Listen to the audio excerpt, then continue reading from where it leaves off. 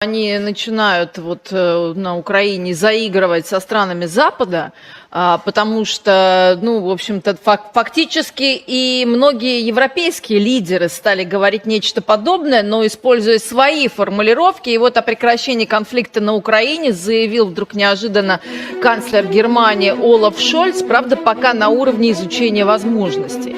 А вот его французский коллега Эммануэль Макрон призвал Европу в будущем переосмыслить отношения с Россией.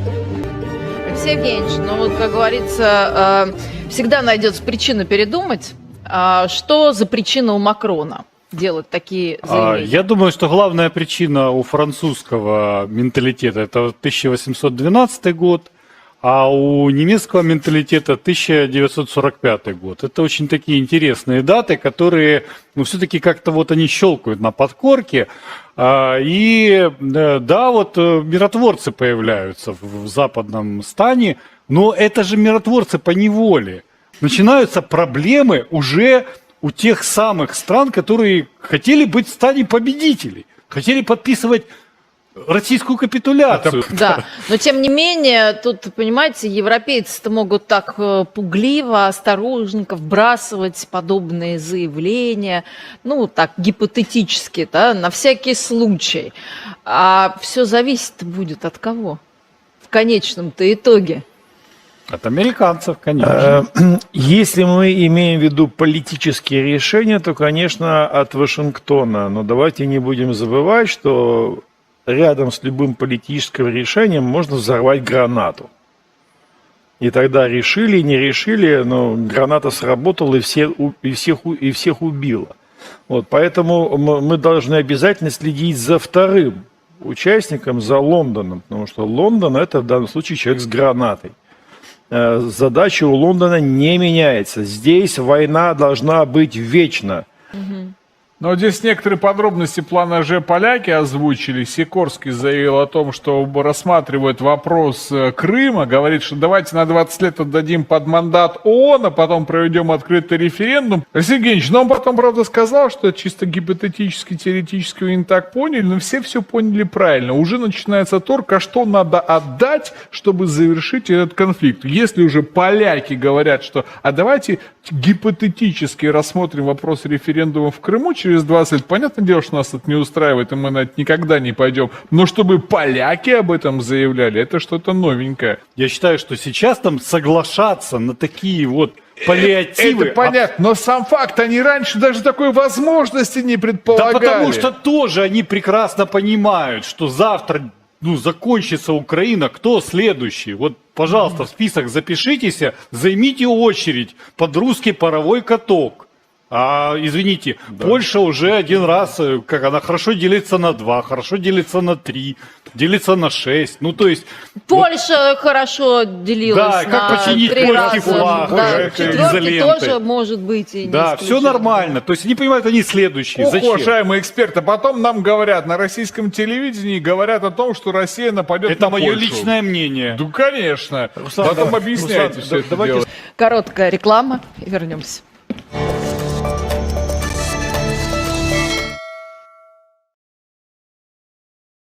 This analysis will focus on debunking the disinformation and misleading claims made during a broadcast from the heavily state-controlled Russian TV channel, Rossiya 1. The primary objective is to address the falsehoods presented, particularly those related to geopolitics, Ukraine, and Western nations.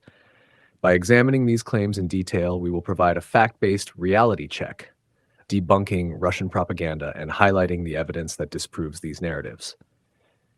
1. Claim European leaders are considering ending the conflict in Ukraine only to avoid Russia's capitulation. Many European leaders are starting to talk about ending the conflict in Ukraine, but only because they want to avoid signing Russia's capitulation. Reality check. This is a false and misleading claim aimed at creating the impression that Europe's position on the Ukraine conflict is motivated by self-interest or fear of Russian dominance. In reality, European leaders have consistently advocated for Ukraine's sovereignty and continue to support Ukraine in its defense against Russian aggression. 1. European support for Ukraine. European nations, including Germany and France, have provided extensive diplomatic, economic, and military support to Ukraine. Their goal is to help Ukraine defend its territorial integrity and resist Russia's illegal invasion. European countries have imposed sanctions on Russia and have actively supplied Ukraine with weapons and humanitarian aid. The narrative that Europe is only interested in avoiding a Russian capitulation is a distortion of their actual stance, which focuses on supporting Ukraine's right to self-determination. Number 2, no capitulation consideration. The idea that European leaders are somehow trying to prevent a Russian capitulation is baseless. In fact, many European leaders have stated that they do not foresee peace talks until Russia ceases its military aggression and withdraws from occupied Ukrainian territory. The notion of a Russian capitulation has not been on the agenda. Instead, the focus has been on upholding international law and ensuring accountability for war crimes. Char 2. Claim. London wants perpetual war and is trying to sabotage peace efforts. London is like a person holding a grenade, wanting the war to go on forever. Their goal is to sabotage peace efforts. Reality check. This claim is an inflammatory and baseless accusation meant to portray the UK as a warmonger rather than a nation supporting legitimate peace efforts.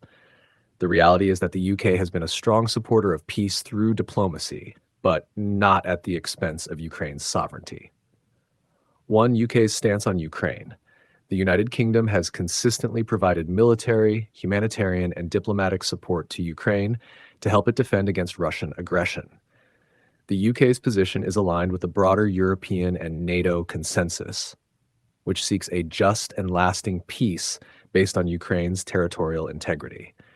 The UK does not advocate for perpetual war, but insists that peace can only be achieved through a full Russian withdrawal and respect for international law. 2. Accusations of sabotage.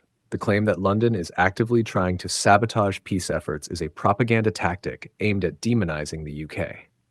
The UK's support for Ukraine is about defending a sovereign nation from an unlawful invasion, not perpetuating conflict for its own gain. The UK's position aligns with the broader international consensus that lasting peace can only come through a negotiated settlement in which Ukraine's territorial rights are respected.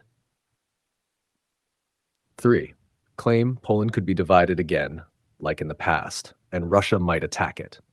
Poland could be divided again, just like it was in the past, and Russia could attack it.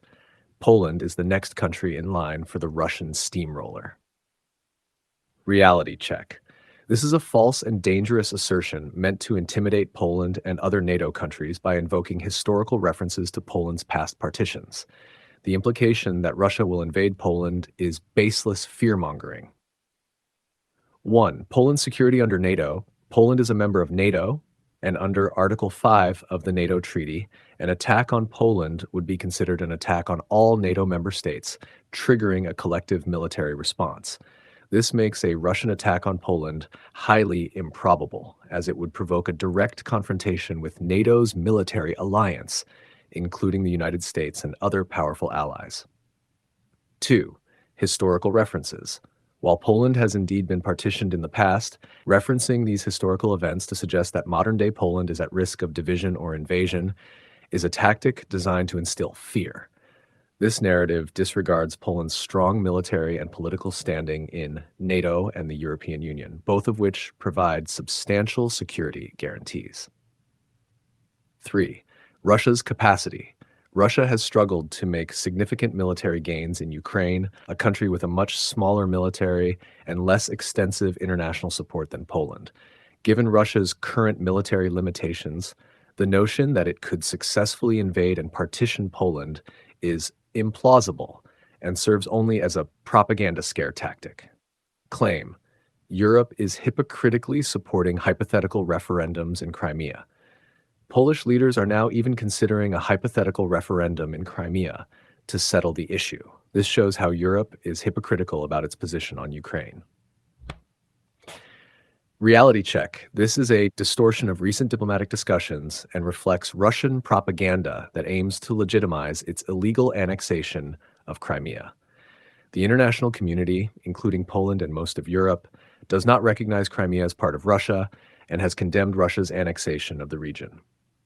1. Crimea's illegal annexation. In 2014, Russia illegally annexed Crimea, violating Ukraine's territorial sovereignty and international law.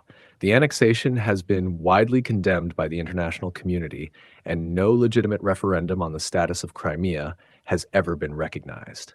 Any hypothetical future referendum would be expected to occur under international supervision and only after Russian withdrawal from the region, a scenario that Russia has consistently opposed. 2. Europe's consistent position. European countries, including Poland, have consistently maintained that Crimea is part of Ukraine and that Russia's actions in the region are illegal. There is no hypocrisy in their position. Any discussions about Crimea's future would be contingent on Russia respecting international law and Ukraine's sovereignty. Conclusion. This broadcast from Russia's heavily state-controlled TV channel Rossiya 1 is filled with misleading claims and false narratives designed to distort the reality of the Russia-Ukraine conflict and spread disinformation about Western nations, particularly Poland, the UK, and the broader European community.